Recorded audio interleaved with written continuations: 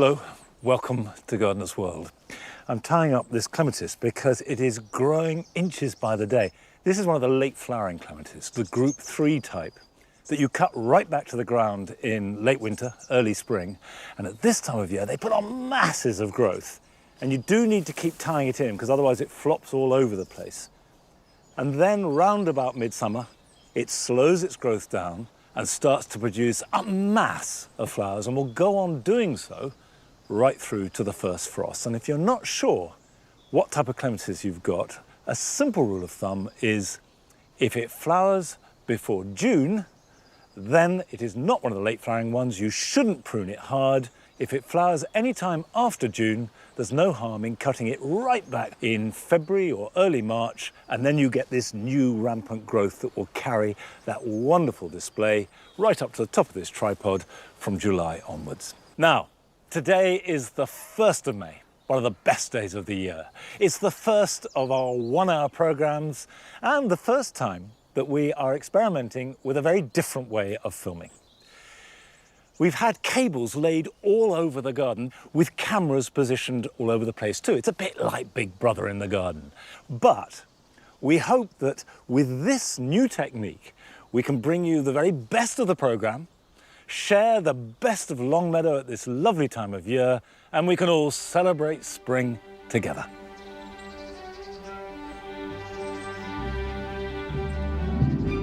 On today's programme, Carol is revelling in the cherry blossom at the National Collection of Fruit at Brogdale in Kent. This is one of the most beautiful and the most unique of all cherries. And if you turn it up, it's rather like being presented with a bouquet. Frances returns to her allotment to start her veg-growing season. This year, I want to work my plot even harder and get as much nutritious food as I possibly can. And I shall be potting up summer flowering bulbs and getting out all my tender plants that have been in storage over winter, ready for their summer display.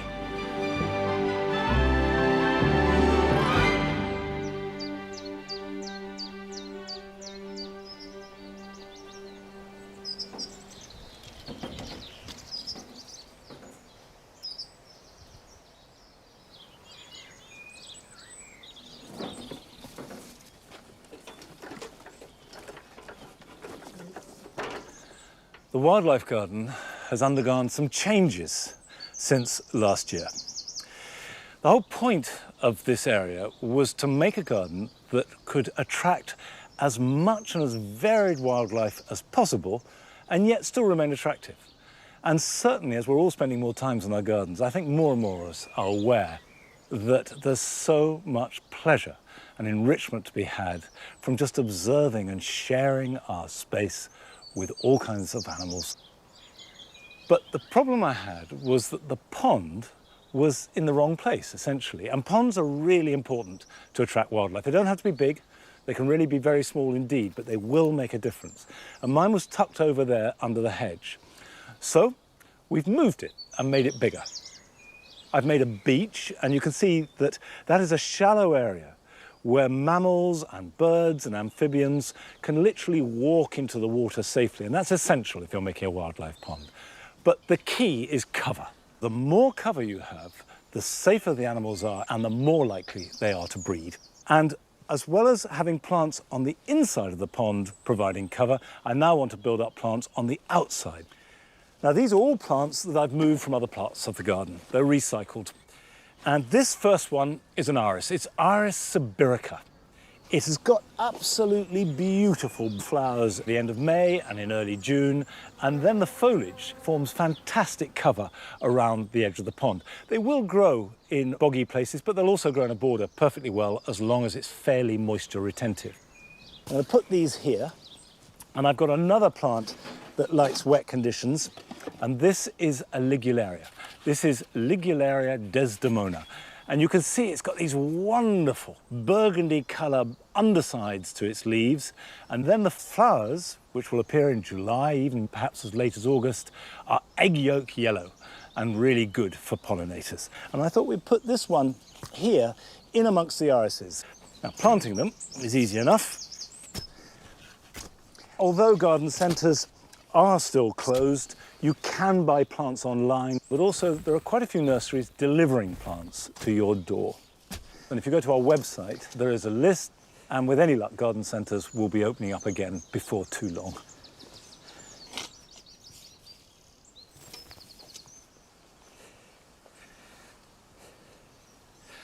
Just firm it in, and then of course that will need a really good soak. Now Ligularia is very, very different, but I do love them.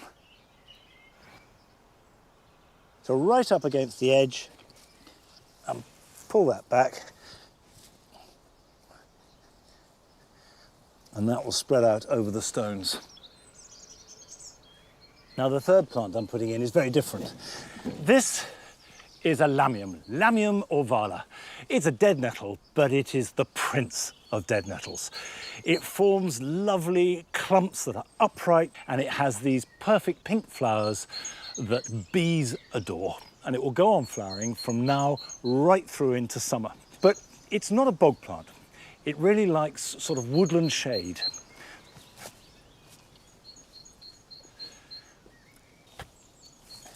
If you've got sandy or chalky soil, add some leaf mould or some compost so that it will hold some moisture. And I'll pop this in just right by the edge.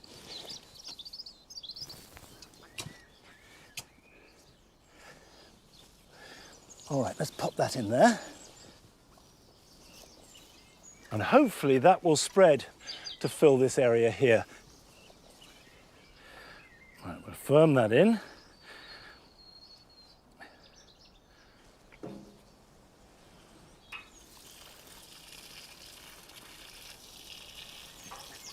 I will, of course, be adding to the marginal plants, both in the water and around the outside, but that is to come in due course. But today, right now, it's blossom in all our gardens and parks and streets that makes our hearts sing.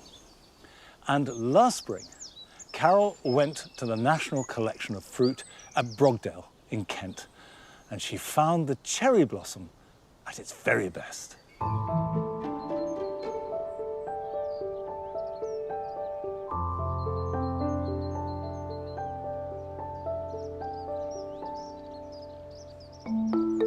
At this time of year, Blossom is the virtuoso performer in the symphony that heralds the arrival of spring. And nothing is more celebrated nor more spectacular than the pink and white flowers of cherries. Here at Brogdale, there are around 350 different types of cherry. They can be categorised into two broad groups: fruit-producing trees and flowering or ornamental cherries, which produce flowers but seldom any fruit.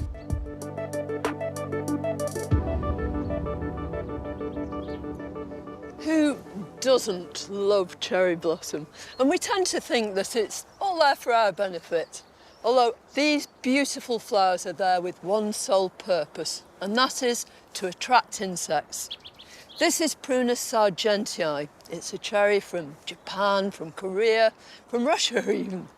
And if you look closely at this lovely flower, these little anthers hang down, and each of them is full of pollen.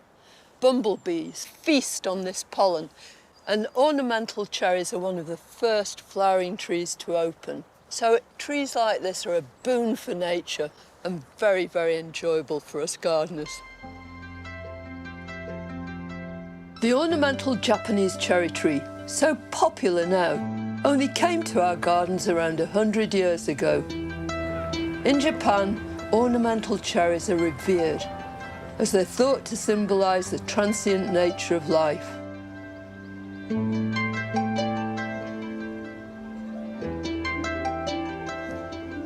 This beautiful tree has to be one of the most popular flowering cherries in the whole of Japan. It's known as the Yoshino cherry.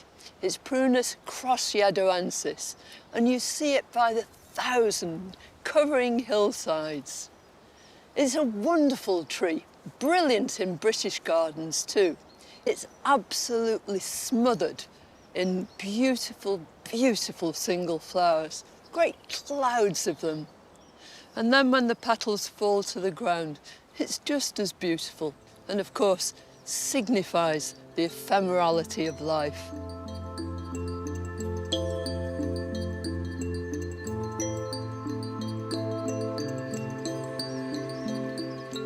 This is almost a mythological cherry. It's Tai Haku, the great white cherry, and it was famed throughout Japan, but gradually it dwindled, and eventually it was thought to be extinct. Now, there's a famous Englishman, he was called Cherry Ingram, Collingwood Ingram, who was mad about cherries and travelled widely in Japan. Whilst he was there, he saw representations of this beautiful cherry on paintings and scrolls. But then eventually, when he was back in England at a garden called Nyman's, he found a tree that he thought looked identical to it. Sure enough, it was the great white cherry, which had been introduced into England much, much earlier. It was propagated and it was taken back to Japan, and it's thriving there still. What a terrible shame it would have been if this beautiful tree had been lost.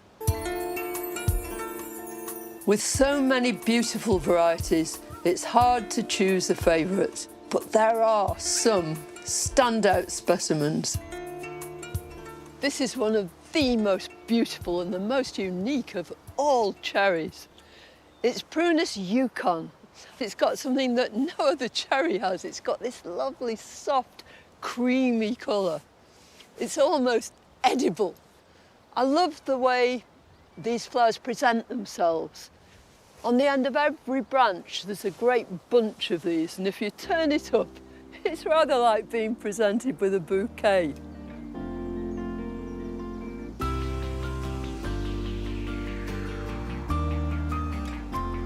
Cherries come in all sorts of shapes and sizes.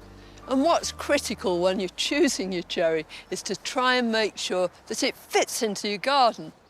Now, these are two beautiful examples of small cherries, but totally different in habit. This one's Prunus subhiatella, pendula. It's so pretty with this lovely drooping kind of habit. On the other hand, if you want something that's a bit showier with bigger flowers, how about going for pink shell? And one of the important things when you're choosing your tree is to inquire about what sort of rootstock it's actually grafted onto. Nearly all ornamental cherries are grafted onto a rootstock which controls their eventual size. So you want a dwarfing rootstock if you want to end up with a small tree.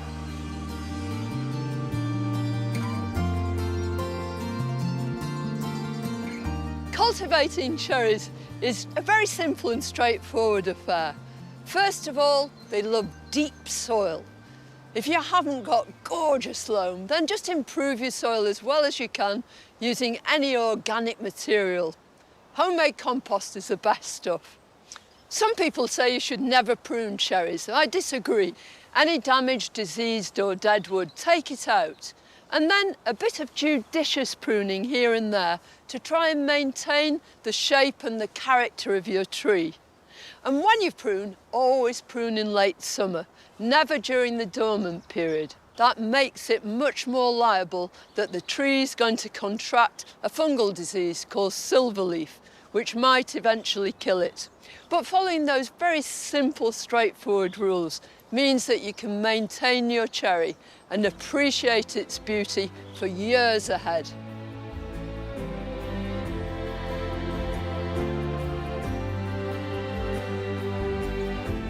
To miss out on blossom, especially cherry blossom, is to deprive ourselves of taking part in a magical event. Nothing marks the beginning of the gardening carnival with such joy, nor reminds us of the importance of celebrating the moment.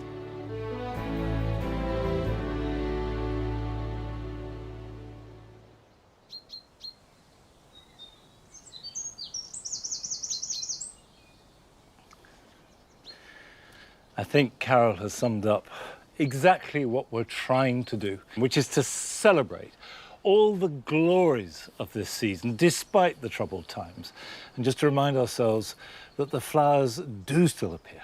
The sun does still shine. Now, a few weeks ago, I asked if any of you would like to make short films about what you're getting up to in your gardens. And we have been inundated and astonished by the response. We've had over 2,000 films so far. They're coming in every day, and we will do our very best to show as many as we can. But let's start by going down to Dorset, where Jade Bowen has been sowing seeds.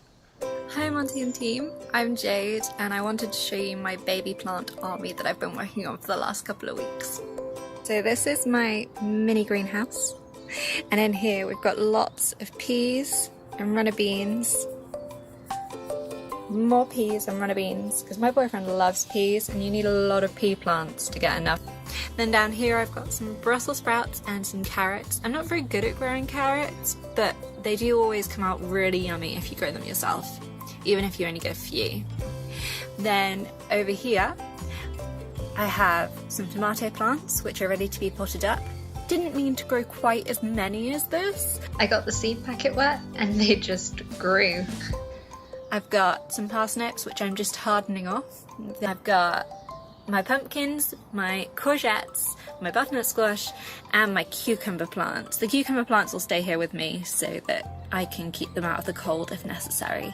But the others are all going to be potted up and then taken to the allotment. So inside I've just sown some more parsnips for later in the season. In the kitchen I'm growing lettuce, radishes and spring onions. I've been making the seed pots out of spam mail that comes through the post because I've run out of seed pots. Love the show guys, thanks a lot.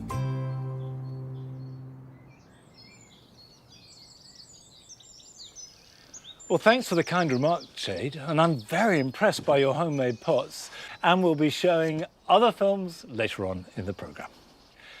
Now, obviously, as well as blossom, this is the season of bulbs.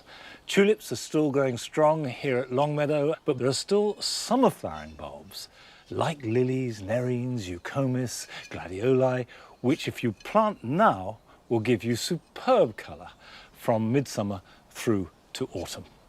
I've got a few here, and they both come from South Africa, but they're very, very different. And the first I'm going to plant are nerines. Now, nerines tend to be shades of pink, some are white, tall stems, and then these spidery explosion of petals. They are elegant, delicate, and superb for late summer. They flower in September. Now, I've got a fairly tall pot because nerines are a plant that like to be planted fairly deeply. Good drainage hole at the bottom, and actually this has got drainage holes at the side, which is fantastic. So I'm going to put a crock along the bottom to stop the soil falling out of that hole. And the potting compost is really very, very gritty.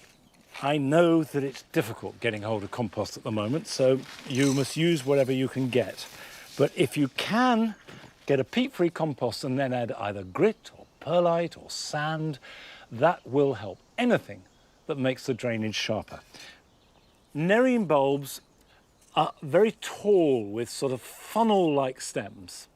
And the top of that wants to be at least 2 inches below the soil if you possibly can. When you're putting bulbs into pots, slightly overplant because however beautiful the flower, if it's too sparse, it'll be underwhelming. It's better that they jostle for room.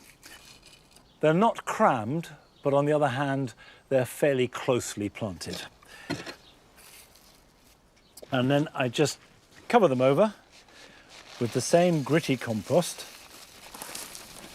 Now, this is a bulb that absolutely loves being baked in sunshine. Put it in the warmest place you have in your garden.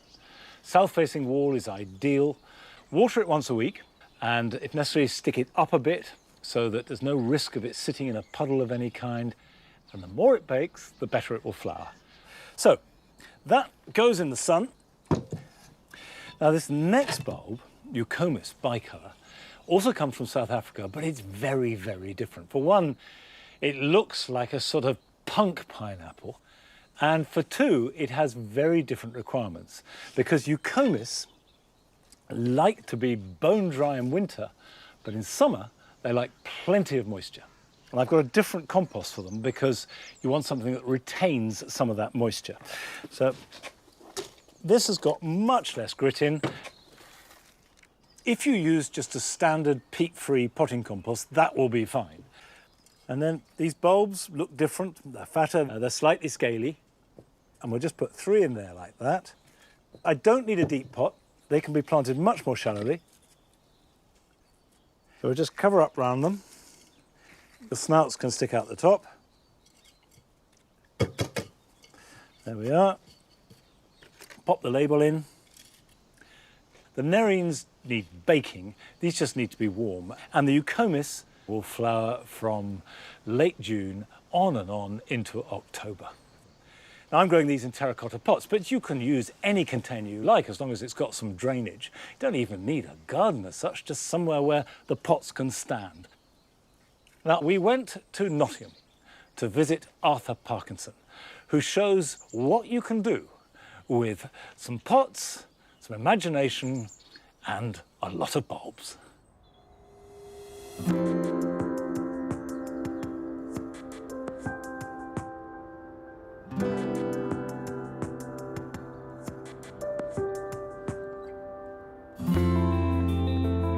Tulips are my favourite flower. You wait months for them and then they come, and it is just like having a sea of floral Prozac right by the door.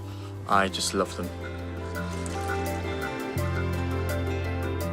Perhaps it is a bit bonkers planting upwards of 500 tulips in a space that's less than 20 feet long and only 8 foot wide, but today sat in here I feel like I'm in the middle of 2 beautiful William Morris curtains that are slowly closing around us, even though our home's in the middle of a town.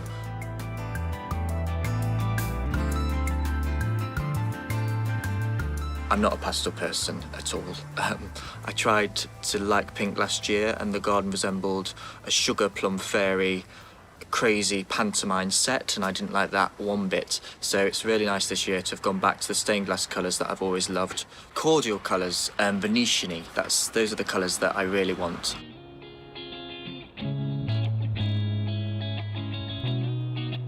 I've never grown freesias, but there are 2 tulips in the garden which really give beautiful scent, which smells like I've got bunches of them either side of the door. They are tulip ballerino, very popular due to it being quite weather resistant and perennial too, especially if planted in a border. And when it's sunny, she opens out like a big starfish. And then a newer variety that's also scented is brown sugar, completely different in size, like a big toffee apple goblet, but a beautiful tulip and big like a goose egg.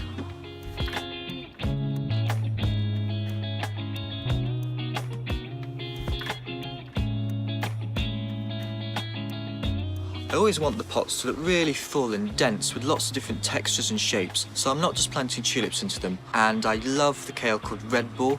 We're more used to seeing this as a towering plant in the vegetable garden. It gets really big if it's sown now, but I choose to sow it in August, and by doing that, it can't get too big and is then the perfect size to complement the tulips. And of course, you can still eat it. The most stately foliage that the garden has at this time of year are the baby cardoons. I absolutely love the silver leaf. It goes with almost any colour and looks good all through the winter. They're so charismatic.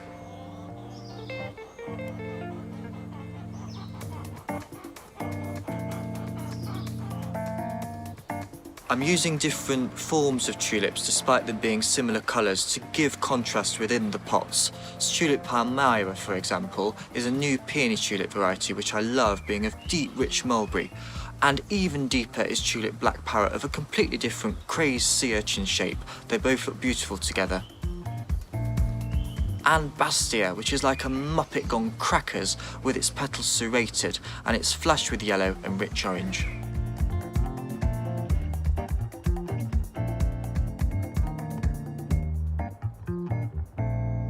There's one particular pot in the garden which reminds me of something that really should be in Cleopatra's temple in Egypt. It's a combination of tulip brownie, which is a peony tulip that looks like a lovely bit of popcorn gone mad, and underneath that is a viola called Tiger Eye Red. Each little face is laced with black. It looks absolutely stunning.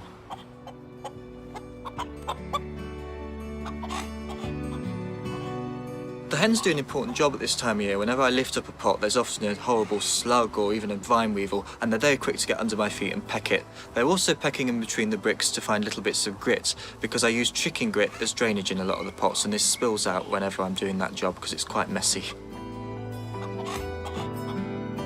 So what this garden really is the result of me being completely addicted to dolly tubs, tulips and chickens, but I wouldn't have it any other way. No, I wouldn't, Claudia.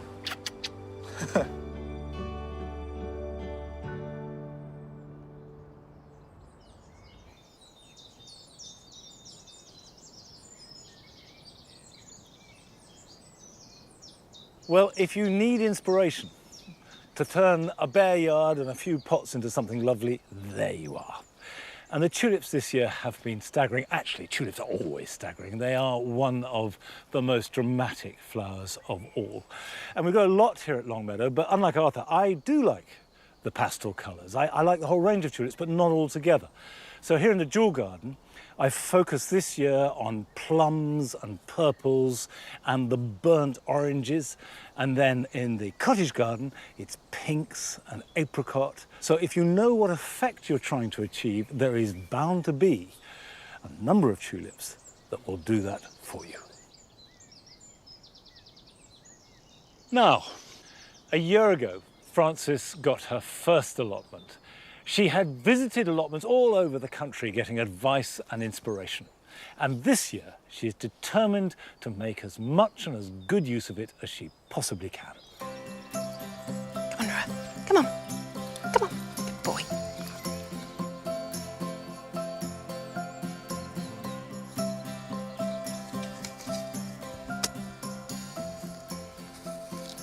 I'm back on my allotment, which, especially in the sunshine, feels like such a tonic. And never has growing fruit and veg felt more important than it does right now. I know that lots of you are wanting to try it. And I personally here want to sustain not just myself, but my family as much as I can from this plot. And if you want to do the same, it is not too late to start. Whatever space you have, there's always something you can grow. So when I first got this plot, I had 4 currant bushes, and I've turned this top area into fruit. So I've got a huge row of raspberries. There's a pear tree. The fruit fell off that last year, but hopefully will stay on this year. And this is a blueberry, which I thought had died. But luckily I didn't dig it up, because now it has leaves and flowers growing on it too. That's a nice bonus.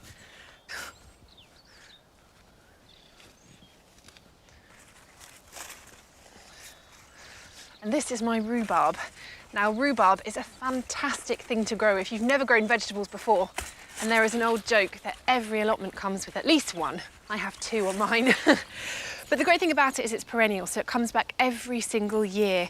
And it's really easy to grow. Give it a mulch in the autumn that will sit on it through the winter, and then feed it with a high nitrogen feed in the spring. And then you have these beautiful stems that you just pull off with your hands. If you twist them from the crown, you'll find they come away fairly easily. Now, when you eat these, only ever eat the stems, not the leaves, because the leaves are actually poisonous. And what I do is I preserve the stems, chop them up, stew them, and then stick them in the freezer, which is something that I've picked up from my mum, who is a great preserver of all fruits. We all have freezers full of them. That's it for last year's crop. Now it's time to start sowing seeds for the season to come. Sometimes it can feel like growing fruit and vegetables from seed is quite an overwhelming thing to do. I found a way of doing it that makes it easier for me, picking the vegetables to grow that I like to eat, and pick the ones that you like to eat. So the key thing is just looking on the back of the packet. Often you'll find there's a colour-coded system. So pink means sowing indoors, blue is sowing outdoors, green is to plant out, and yellow is when you harvest. And there'll be really crucial instructions about spacing, depth of planting, and when to plant them. The key thing that I do is I sort everything, all of my seeds, into 2 groups. Things that you need to sow into pots, which I'll show you in a minute, and things that you direct sow, which means you can put them straight into the ground. And I've got some that I can do that with right now.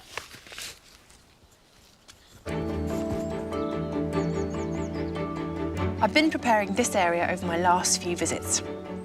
I've dug the soil to a fine tilth and raked it level. It's now like breadcrumbs and ready for me to sow. I'm pre-watering where I'll be sowing the seeds, just to soften the soil. It's been so dry recently. Now the first thing I'm going to grow is parsnips, which will be ready from the autumn right the way through to this time next year pretty much. And very hearty, very nutritious vegetable. Pretty easy to grow as well. So all I'm doing is digging a trench, very shallow, along the edge of a plank of wood. That just guarantees I have a nice straight line. These need to be in rows 30 centimetres apart. You sow them thicker than you need them, just to guarantee you have as many as can be. Parsnips have a reputation for being a little tricky to germinate, so it's always a good idea to sow them thickly and thin them out at a later date. Having this space is incredibly precious to me. But more than that, I always find that growing things, and especially growing vegetables, is a very hopeful thing to do, whatever's going on in your life, and we all have a lot going on in our lives now. Putting a seed in the ground and knowing that when it's ready to eat, it may be months down the line, the world will be a very different place and you never know what's around the corner. And that whatever happens, these will grow. And I find that a really comforting and really happy thought. Over the next weeks, I'll be putting in lots of other veg, like cauliflower, turnips, carrots, beetroots and radishes. Now, it's time to sow some seeds for the more tender plants that need protection indoors for the time being. Now, buying anything garden-y is quite a challenge at the moment, and seed trays come into that. So what I'm trying to do is just keep everything that I can, recycle it and turn it into seed packaging. There are all kinds of seeds that you can sow in containers at this time of year, so things like beans, courgettes, squashes. But I'm going to sow sweet corn because I desperately want to have quite a lot of that here on the allotment. There. This one's called wagtail, and I've not tried it before, so we'll see what that's like. I'm using a peat-free compost because I want to do everything here completely peat-free. It's also worth remembering to make a hole in the bottom of plastic pots. Seeds, although they need to be nice and moist, also do need drainage, so I've made holes in all of these.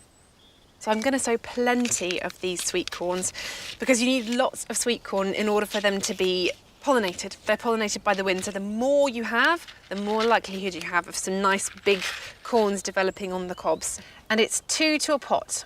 Just push them into the soil, probably another 2 lengths of the size of the seed itself. As with any seeds, give them a really good soak as soon as you've sown them. Then pop them on a warm window ledge and don't let them dry out. As soon as they're a few inches tall, you can take them out during the day to get them used to cooler conditions before you finally plant them out.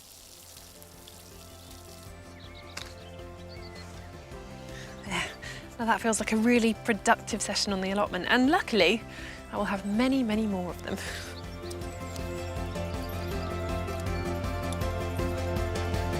Come on then.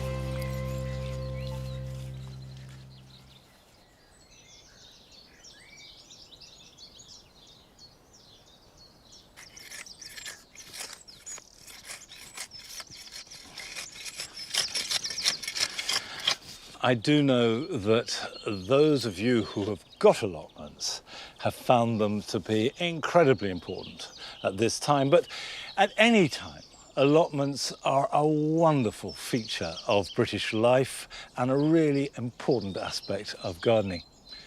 Now here on my plot, chard has been a real mainstay. This is Swiss chard, member of the beet family. Sowed it last July, planted it out in these beds in August. We've been picking it all winter, and there's still masses to come. And this is from 1 packet of seed. And I particularly love it as a pasta sauce made with cream. It's absolutely fantastic. Now, I am just lightly weeding because in this dry weather, it's perfect for hoeing. You should always hoe in dry weather, and the idea is just to cut the weeds off and let them dry on the surface. If you try and hoe when the ground is moist, A, it's much harder to do, and B, there is a chance that even though you cut the plants, they will regrow from the roots that are adhering to the moist soil. So this is a job to do at every opportunity when it's dry enough. Now, we're joining one of our younger viewers, Zach, who wanted to tell us all about his garden. Hello, I'm Zach and I live in Bedford. I like my garden because it's got lots of nature in it and it's got quite a lot of flowers. And I want to tell you about my frog house. How I built this frog house was I dug a hole in the soil and then put sand over the top. And then I put kind of an old bird bath on it and I propped it up with some slated stones. And then I put loads of logs on it and that's how I built it. And I can tell that it's been very popular in frogs because of all the tadpoles in the pond. I can't wait till the tadpoles turn into frogs because I know that they'll have a good life in the frog house I built.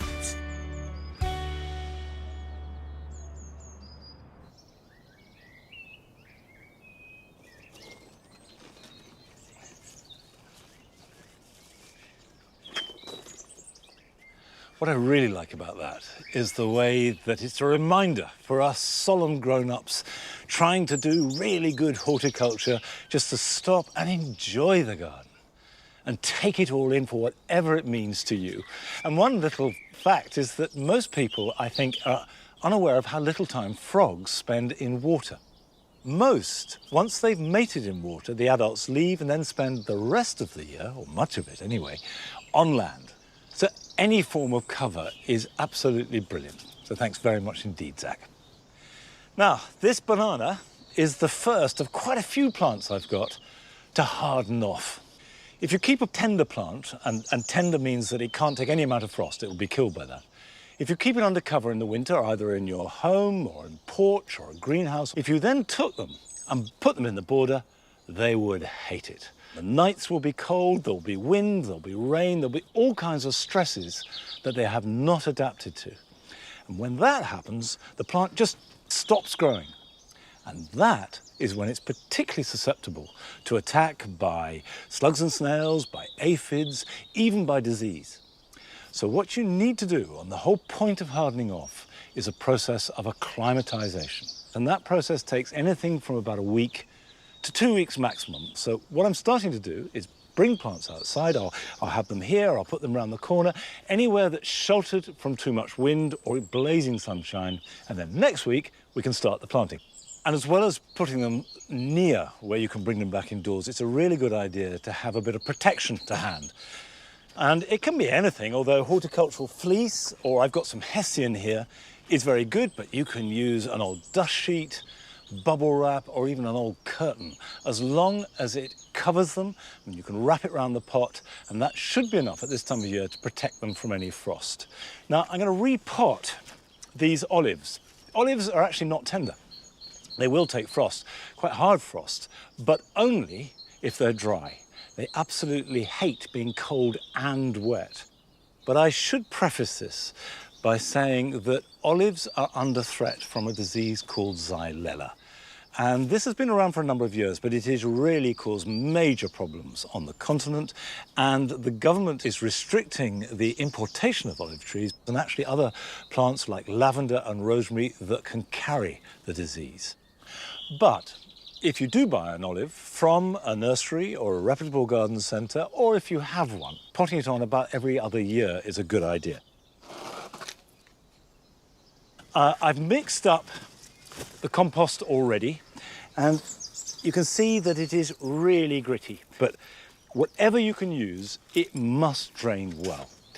And I'm taking it out of this plastic pot, which has been in for a couple of years, and putting it in a terracotta one. Because, as well as looking better, it drains better. So that goes in the bottom. Now, I'll put some compost underneath. Right. I've put about a quarter full at the bottom of the pot so the roots can get down in there. Now, if we take this out the pot like that, and I'm going to gently tease off the old compost. Now, what I'm doing is just, without damaging the roots, trying to get rid of some of the old compost, because that will be completely spent. All the nutrition will be gone. I don't always do this, but generally it's a good idea. And particularly if it's a plant that you haven't potted on for a few years. That's it. Give it a good scratch. Right. That now has almost got no soil on it at all. Perfect.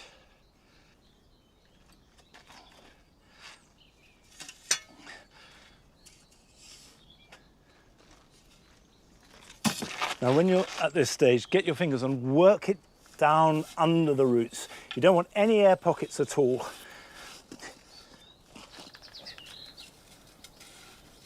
Now, the last thing to do is just give it a wiggle, pull it a bit and wiggle it around.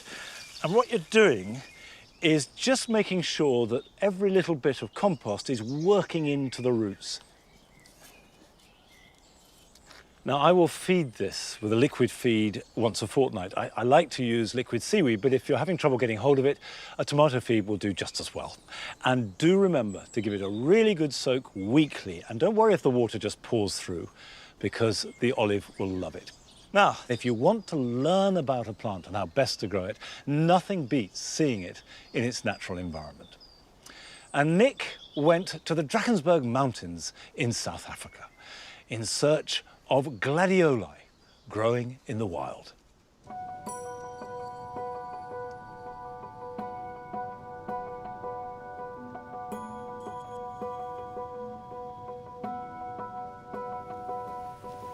South Africa is home to some of the most spectacular landscapes in the world. It's also packed with extraordinary plants. And one species which grows wild all over the country and has been a real favourite with British gardeners for generations is the gladiolus. A member of the Iridaceae family, the name gladiolus derives from gladius, the Roman word for sword, reflecting its sword-shaped leaves. They arrived in Europe in 1739, and it wasn't long before their beautiful blooms caught the attention of plant breeders. But the large, showy hybrids we grow in the UK are a far cry from many of the delicate, wild species found here in South Africa.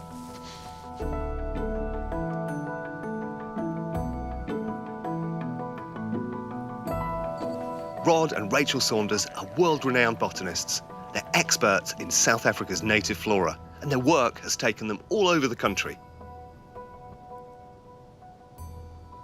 We met up in this spectacular landscape, one of their favourite places to search for gladioli.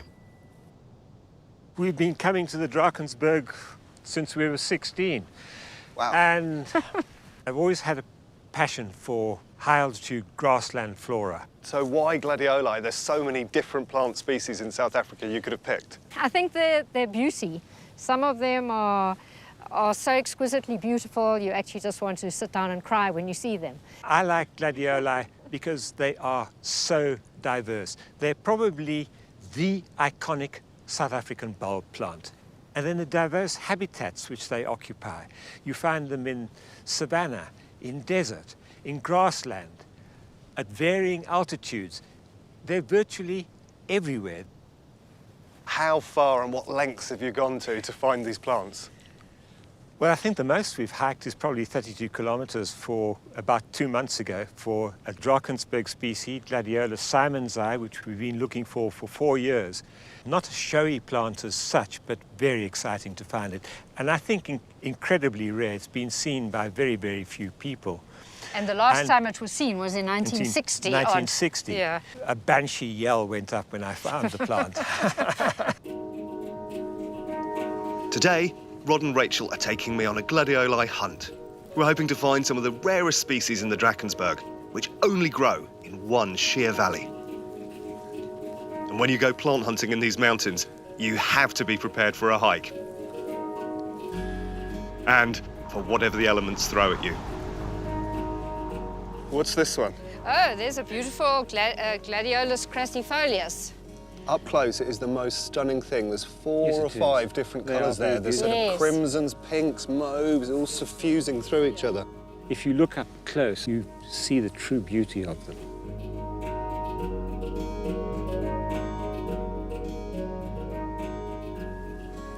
Gosh, there's just so much tucked into this grassland. It's amazing. Here's Gladiolus ecloni. That's a particularly beautiful specimen. It's just got a classic opening of the flowers, one opening, one about to open, and the next one in line. And look at those bracts and the colour and the green margin to them. It's a particularly elegant flower, don't you think? It's a beautiful, beautiful thing. It's a typical grassland species. I've never seen it anywhere else. Always in grassland, and always with that slightly angled stem. And I note that the glads that we've seen are all kind of very short compared to the hybrids that we grow in the UK. I mean, is that typical of the various different species? The height of the flower is determined by the surrounding vegetation. You don't want to expend energy putting on a huge stem. It costs the plant energy to do that. So all it needs to do is get above the vegetation so that the flower is visible to a pollinator. Of the many species of South African gladioli, there are more like this, short, with small flowers, than there are big and bold and beautiful. And the bulk of our UK hybrids are from these South African forms, right? I think all of them. All of them, I think yes. all of them are. Except one, Gladiolus darleni, and it has tall, erect, yellow flowers, and that gave the yellow colouring to Gladiolus hybrids. Ah, okay. And that's found growing at the Victoria Falls, right in the midst of the falls itself. Okay. I've seen it once.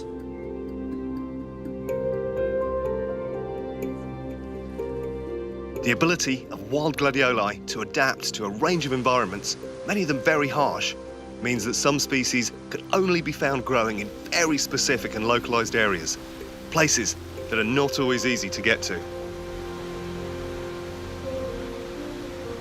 Now, I understand this plant is something you've come and looked for quite a few times. Oh, we've come about 4 times looking for this plant, and this is the best I've ever seen it. It is looking absolutely gorgeous. It makes the hair on my head stand up. It's such an emotional thing. I mean, you just have to look at it. It's sitting there. Get a load of this. Here I am. Which species is this? It's called Microcarpus, and the reason for that is it has a very small seed capsule. I think the most special thing about this gladiolus is that it is only found in this valley, and it always chooses the waterfalls or steep wet cliffs. And the way it's growing in that waterfall, there are not many other plants that can hang on in there because it has a corm stuck in a crack. It doesn't get washed away. So it's growing there because of lack of competition. I guess the fact that so many of these species of gladiola are endemic to just a tiny little region, meaning they only exist in that region, doesn't that place them under threat from environmental change or pollinators deserting them? Yes, it does. They are at threat because we don't know what is keeping them in that area. Maybe it's the little bit of extra rain that they get on the top of the hill. And if something changes in the weather, the climate, that species is very likely to go extinct because there are only 100 of those plants on that one hill.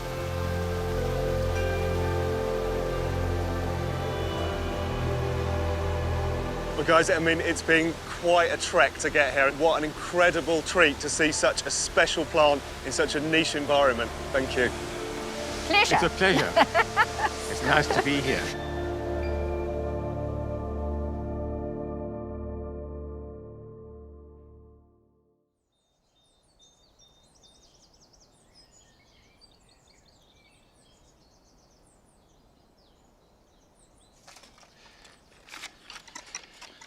These are the young tomato plants of Costoluto Fiorentino that I sowed in the first programme in March.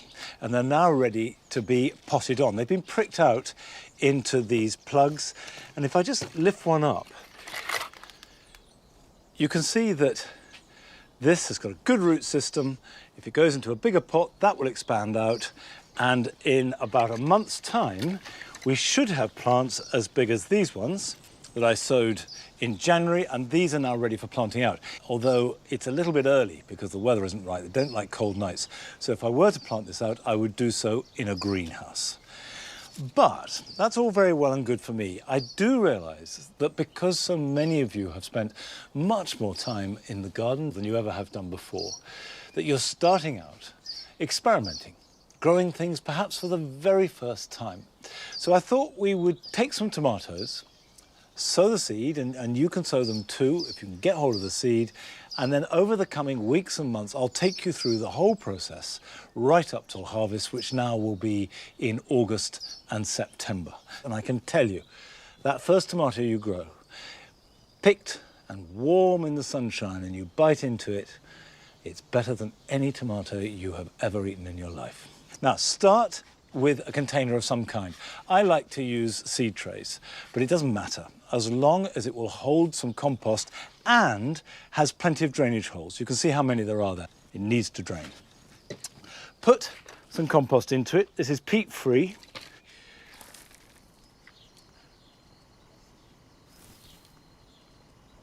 Fill it nearly to the top, but not quite, and just shake it so it's level, like that. And that is now ready for the seeds. Now, I've chosen a variety called Gardener's Delight. This is widely available. You can often get it from supermarkets. You can look online, and it's a small cherry tomato. You can grow it in the greenhouse, you can grow it outside, and it tends to be trouble-free. So it's a good starter tomato if you've never grown tomatoes before. I would say that the other variety, which is very good if you just can't get it, is called Shirley. So the best thing to do is to put the seeds into your hand rather than trying to sprinkle them direct, because you want to space these out as well as you can. And very often I use a label. If you can space these out, they will all have a decent room for the roots to develop.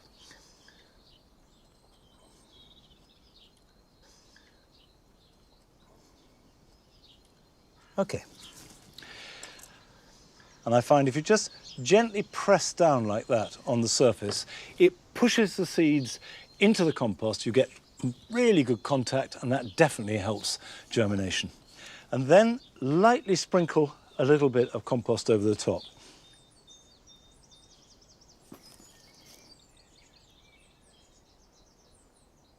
You can spread that out a little bit. And now they need labeling. There are two ways of watering. One, the conventional way, is with a watering can with a rose and you spray it on. That works well for most plants, but there is a slight risk, particularly with tiny seeds like these ones, that when the water hits the compost, it pushes the seeds to one side. Another way to do it is just put them either in a sink or a tray of some kind with an inch or two of water, and just sit them in like that and leave it for about 10 or 15 minutes, and it'll act like a sponge and absorb the moisture. When it's fully soaked, put it somewhere warm, but not too sunny. Not a south-facing windowsill, because they can very quickly dry up. That compost can form a crust in a few hours if you get really hot sun through a glass window. You should see the seedlings emerge in something between 7 and 10 days. And when mine appear, I'll share that with you, and I will guide you through the process of what to do next. And I promise you, it's really easy, and the results are fabulous.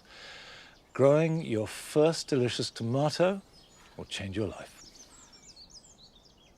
Now, we've had a film from Roy Shepherd in Somerset, which shows the truth of the fact that you don't need conventional seed trays and pots in order to grow lots and lots of plants. I decided to collect all of my milk cartons, and I'm really pleased I have, because now I've never needed so many flower pots for the thousands of seedlings that I now have coming through that I planted.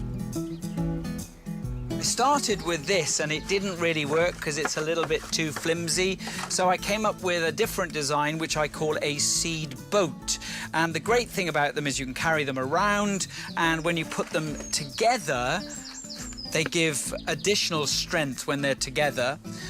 Obviously, I'm going to be creating hundreds of these and punching little holes in the base for drainage, and then I'm potting up my plants in that way. One of the easiest and most useful things to do is to take one, punch some holes in the top, fill it with water, and you have an instant watering can, which is brilliant.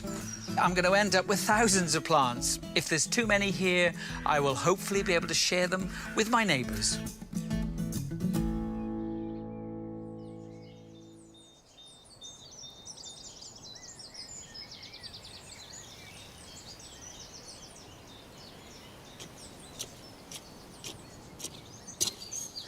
Well, it's great to see Roy growing so many plants from seed, and I know lots of you are doing so, perhaps for the first time.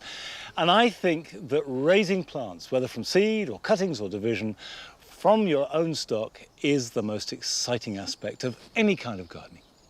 Now, thanks for the films. We'll be showing lots more over the coming weeks, so please keep sending them in. They're brilliant. I'm actually about to plant a few plants that I've raised myself from seed. This is a little tray of Angelica gigas.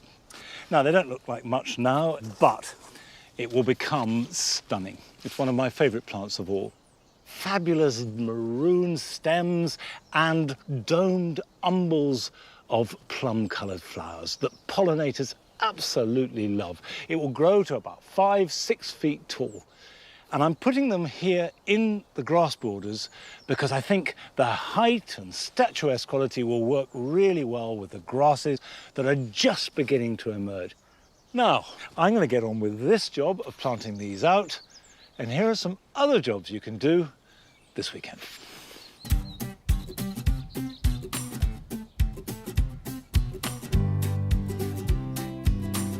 At this time of year, the weeds are growing really fast and you need to get on top of them before they get on top of you. Go through your borders, removing them individually, taking out as much root as possible whilst they're still easy to see. And if you're not sure if something is a weed or not, wait, and time will tell. There is a sunflower that is suitable for any garden, whether it be a giant to entertain children, or some of the more subtle colours for a more sophisticated border. I'm sowing Velvet Queen, which will work in my jewel garden with its rich brown marmalade hues. I'm putting 1 seed per plug. I will grow them on with a bit of heat and then pot them on and plant them out towards the end of June.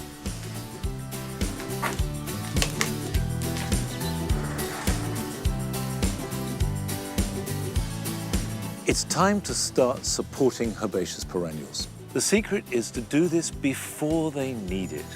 It doesn't matter what you use, whether it's cane and string, brushwood, or as I am, homemade metal supports. Try and do it so that it looks as natural as possible, providing support, but not constraint.